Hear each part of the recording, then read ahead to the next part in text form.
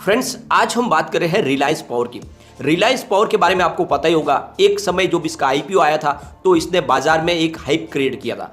ये एक ऐसा आईपीओ था जिसने बहुत सारे रिकॉर्ड बनाए। आईपीओ की शुरुआत होते ही 5 मिनट में आईपीओ पूरी तरह से भर गया था और ये जबरदस्त रिकॉर्ड ब्रेकिंग आईपीओ में लिस्टिंग के लिए लोगों ने निवेश किया था। लेकिन जब उसकी लिस्टिंग हुई तो डिस्काउंट में हुई, लोगों को जबरदस्त लॉस हुआ और बाद में आखिरकार में अनिल अंबानी ने कुछ बोनस शेयर दिए ताकि लोगों का जो गुस्सा है वो कम हो सके और उनका लॉस कम हो सके। लेकिन फिर भी स्टॉक नहीं रुका और आखिरकार में वो स्टॉक ₹1 पे आ गया, यानी 450 रुपये का स्टॉक ₹1 पे आया। पूरा का पूरा इन्वेस्टमेंट लोगों का डूबा, बहुत ही जबरदस्त लॉस हुआ। लेकिन फिर वापस किस्मत थोड़ी पलटी लोगों की।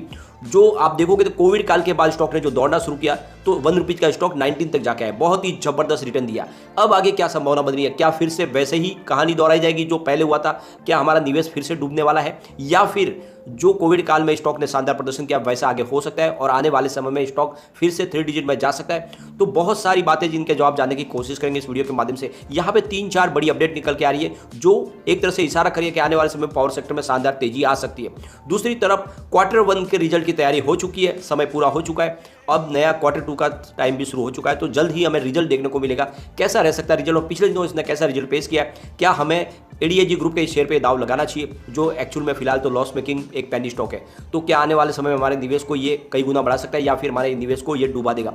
तो इन सारी बातों को जानेंगे इस वीडियो के माध्यम से। लेकिन फ्रेंड, उससे पहले अगर आप पहली बार हमारे चैनल पर आए तो चैनल को सब्सक्राइब कर दीजिए, एक बेल आइकॉन दबा दीजिए ताकि जब भी नया वीडियो बने पहला नोटिफिकेशन आपको मिले। वीडियो पसंद आए तो लाइक शेयर जरूर कीजिए। चलो फ्रेंड्स, वीडियो स्टार्ट करते हैं। मैं सबसे पहले फ्राइडे के कारोबार को डिस्कस कर लेते हैं। स्टॉक ओपन हुआ 11.60 पर, लो बना 11.20 का और हाई 11.60 का ही था। अंत में क्लोजिंग 11.45 पर रही जहां पे 0.43% की गिरावट थी। तो गिरावट तो थी, थोड़ी सी नरमी बनी हुई है। जब कोरोना शुरू हुआ उसकी पहली लहर आई उस समय बाजार में जबरदस्त गिरावट हुई, सारे के सारे स्टॉक धरासे हुए। उस समय रिलायंस पावर भी पूरा नीचे गिर गया, इसकी प्राइस ₹1 के आसपास आ गई 20 मार्च को 2020 को। लेकिन फिर जो स्टॉक ने दौड़ना शुरू किया तो 1-1.5 साल में ये ₹19 तक पहुंच गया, बहुत ही जबरदस्त रिटर्न दिया और इस स्टॉक ने लोगों को मल्टीबैगर रिटर्न देकर मालामाल कर दिया। लेकिन स्टॉक फिर से अब ₹11 के आसपास है, ऊपर के लेवल से काफी गिर गया है। तो क्या आने वाले समय फिर से तेजी बन सकती है? इसकी परफॉर्मेंस देखें हम 1 ईयर की तो ₹5 इसका 52 वीक का लो है और 19.25 52 वीक का हाई है। फिलहाल स्टॉक ₹11 के आसपास है। अब यहाँ पे Q1 के लिए तैयारी हो चुकी है। तो यहाँ पे अगर आप देखोगे तो इनसाइडर ट्रेडिंग के लिए ट्रेडिंग विंडो को बंद कर दिया गया है, यानी सेबी ने जो लॉ बनाया उसके हिसाब से जब Q1 के रिजल्ट की तैयारी हो जाती है, यानी जो भी आंकड़े हैं वो कंपनी के मैनेजमेंट के सामने आ चुके हैं, ऐसे में उसका मिस यूज न कर ले। यानी कई कंपनी में जो प्लस पॉइंट है रिजल्ट के अंदर या फिर माइनस पॉइंट है उसका फायदा उठा के वो कई मिस यूज न करे, कुछ उसका बेनिफिट न उठाए। इसीलिए सेबी ने ये लॉ बनाया कि जितने भी कंपनी से संबंधित लोग हैं, चाहे वो उनके एम्प्लॉयज हो, चाहे बोर्ड ऑफ मेंबर्स हो या फिर प्रमोटर ग्रुप से कोई भी हो, कोई भी अब ट्रेडिंग नहीं कर पाएगा। उनके लिए पूरी तरह से इनसाइडर ट्रेडिंग के लिए ट्रेडिंग विंडो बंद कर दी गई है। ये ट्रेडिंग विंडो तभी खुलेगी जब कंपनी अपना रिजल्ट पेश कर देगी, उसके 48 आवर्स के बाद में ही वो नॉर्मल ट्रेडिंग कर पाएंगे। तब तक के लिए ट्रेडिंग पूरी तरह से बंद हो गई है। तो एक तरह से कहे तो कंपनी ने सब ट्रेडिंग बंद की है और ये सेबी ने एक कानून के तहत इनसे ट्रेडिंग को बंद करवाया ताकि उसका कोई मिसयूज न कर ले। तो फिलहाल हम जैसे जो नॉर्मल ट्रेडर है वही ट्रेडिंग कर पाएंगे, बाकी कंपनी से संबंधित सब लोगों के लिए ट्रेडिंग बंद हो चुकी है। अब कैसा रह सकता है रिजल्ट? यहाँ पे अगर हम 2018 की बात करें तो कंपनी ने 9,592 करोड़ का रिवेन्यू कमाया था, जो 2019 में घटकर 8,201 करोड़ तक रह गया और 2020 आते थे इनका रिवेन्यू घटकर 7,562 करोड़ तक आ गया। लेकिन मार्च 2021 में थोड़ी सी बढ़ोतरी फिर से हुई और इनका रिवेन्यू बढ़कर 7,934 करोड़ तक पहुंचा और 2022 में इनका रिवेन्यू फिर से कम हुआ और 7,503 करोड़ का कंपनी को रिवेन्यू मिला। तो रिवेन्यू में कमी जरूर आई लेकिन फिर भी कंपनी शानदार रिवेन्यू जनरेट कर रही है और इनके प्रोजेक्ट भी चल रहे हैं। लेकिन यहाँ पे अगर इनके प्रॉफिट लॉस की बात करें, 2018 में कंपनी को 835 करोड़ का प्रॉफिट हुआ था। 2019 में इनका प्रॉफिट फिर से लॉस में बदला और इनको 2,913 करोड़ का लॉस हुआ, जो 2020 में बढ़कर 4,255 करोड़ का बड़ा लॉस हुआ।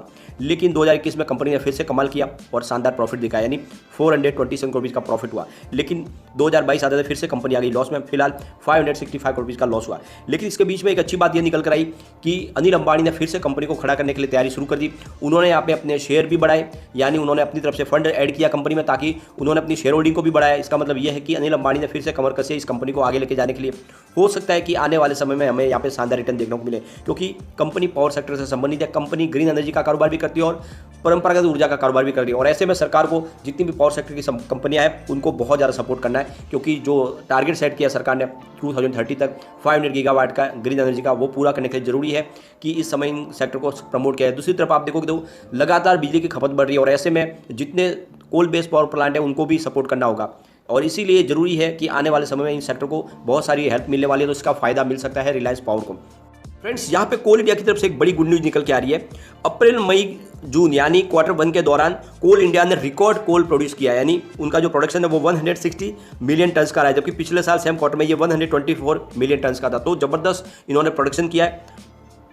उनका कहना है कि हमने इस बार 29% ज़्यादा कोल प्रोडक्शन किया है, यानी लगातार प्रोडक्शन बढ़ रहा है। इसके लिए जो सप्लाई और डिमांड को उसको जो बीच में खाई है उसको काटने की कोशिश की जा रही है। कोल इंडिया की तरफ से लगातार प्रोडक्शन बढ़ रहा है। सबसे बड़ी बात यह है कि पावर सेक्टर के लिए डिमांड भी बढ़ रही है, लगातार जो कंजम्पशन बढ़ रहा है और उसने नई हाई बनाई, यानी 153.2 मिलियन टन की नई हाई बना दी है। तो आप देख सकते हो कि लगातार जिस तरह से कोल डिमांड बढ़ रही है उसको पूरा करने के लिए कोल इंडिया भी अपनी तरफ से कमर कस चुका है और लगातार इसमें बढ़ोतरी हो रही है, और इस वजह से आने वाले समय में यहाँ पे कोल शॉर्टेज की संभावना नहीं दिखाई देगी। साथ में कोल इंडिया की तरफ से कहा गया है कि हमारे पास सफिशिएंट कोल स्टॉक है, कोई टेंशन वाली बात नहीं है। जितनी भी कंपनियां हैं उनसे उन्होंने दरखास्त की है कि वो जल्द से जल्द अपना स्टॉक कंप्लीट कर ले, यानी अपने पास सफिशिएंट स्टॉक रखें, क्योंकि आगे मानसून आने वाला है। हो सकता है कि उस समय फिर ट्रांसपोर्टेशन की कुछ प्रॉब्लम हो और समय पे उनको कोल ना मिल पाए और फिर उनके जो पावर प्लांट है वो बंद हो सकते हैं। तो ऐसे में उनसे कहा गया कि हमारे पास फुल जितना चाहिए उतना अभी कोल अवेलेबल है, आप अपने यहाँ पे स्टॉक कर ले। तो एक तरह से एक गुड न्यूज़ निकल के आई है पावर सेक्टर के लिए। दूसरी तरफ अगर आप देखोगे तो G7 देशों की जो मीटिंग हुई थी उसमें हमारे प्रधानमंत्री जी नरेंद्र मोदी जी ने भी भाग लिया था। तो वहाँ पे हिंदुस्तान के साथ में एक बड़ा कमिटमेंट किया गया है G7 देशों की तरफ से कि जो हमारे देश ने जो कमिटमेंट किया है कि 2030 तक 500 गीगावाट की कैपेसिटी का इंस्टॉलेशन किया जाएगा, उसके लिए जितनी हेल्प की जरूरत होगी वो G7 देश करेंगे, उनकी तरफ से इन्वेस्टमेंट आएगा, साथ में हर तरह की मदद की जाएगी। तो एक तरह से देखें तो पावर सेक्टर के लिए गोल्डन पीरियड शुरू हो चुका है और आने वाले समय में जितने भी पावर सेक्टर के शेयर है ये तेजी से आगे भाग सकते हैं, भले ही कंपनी लॉस में क्यों ना हो, क्योंकि सरकार ने भी कह दिया है कि कंपनी के ऊपर कितना भी चाहे कर्ज हो, इस समय जो उनको फंड की जरूरत हो तो फंड प्रोवाइड किया जाए। आरबीआई को कहा गया है, तो आरबीआई ने बैंकों को भी निर्देशित किया कि आप जितना चाहे उनको फंड दे और जल्द से जल्द उनका लोन प्रोवाइड करें और उनसे पुराने लोन के लिए जल्दी से तकाजा भी न करें। तो एक तरह से देखें तो उनको छूट दी गई है खुली। यहाँ पे एशियन डेवलपमेंट बैंक ने भी कहा है कि जो पावर सेक्टर के लिए प्रोजेक्ट हो गए उनको प्रोजेक्ट के लिए हम फंड प्रोवाइड करेंगे। तो हर तरह से अगर आप देखोगे तो पावर सेक्टर के लिए राहत के द्वार खुल चुके और ऐसे में आने वाले समय में ये छोटा सा पेनी स्टॉक कमाल कर सकता है। तो यही मौका है जब निवेश करके रखे, आने वाले समय आपको बम्पर रिटर्न मिल सकता है और हो सकता है कि Q1 इस बार पॉजिटिव रहे, यहाँ पे कंपनी प्रॉफिट दिखाएगी तो फिर स्टॉक तेजी से भाग सकता है। लेकिन एक बात ध्यान रखें, स्टॉक बहुत ज़्यादा रिस्की है, निवेश यहाँ पे डूबने की भी संभावना है, तो बहुत ही लिमिटेड मात्रा में निवेश करें, इतना ही निवेश करें कि डूब जाए तो आपको गम ना हो। अब यहाँ पे कम्युनिटी सेंटिमेंट की बात करें तो स्टॉक के साथ बना हुआ है, 100% बाई की कॉल निकल के आ रही है। एक बार इसके पिवट लेवल को चेक कर लेते हैं तो यहाँ से अगर स्टॉक गिरा तो 11.20 का पहला सपोर्ट है, ये सपोर्ट टूटा तो 11 तक स्टॉक जा सकता है। तीसरा सपोर्ट 10.80 का निकल के आ रहा है, तो गिरा उठी तो आप देखो देख लो कि 11 से नीचे स्टॉक जा सकता है। लेकिन पॉजिटिव माहौल बना तो 11.60 का फर्स्ट रेजिस्टेंस है, इसको पार कर लिया तो फिर 11.80 तक स्टॉक जाएगा और वहाँ तक पॉजिटिव फिर 12 को पार कर सकता है।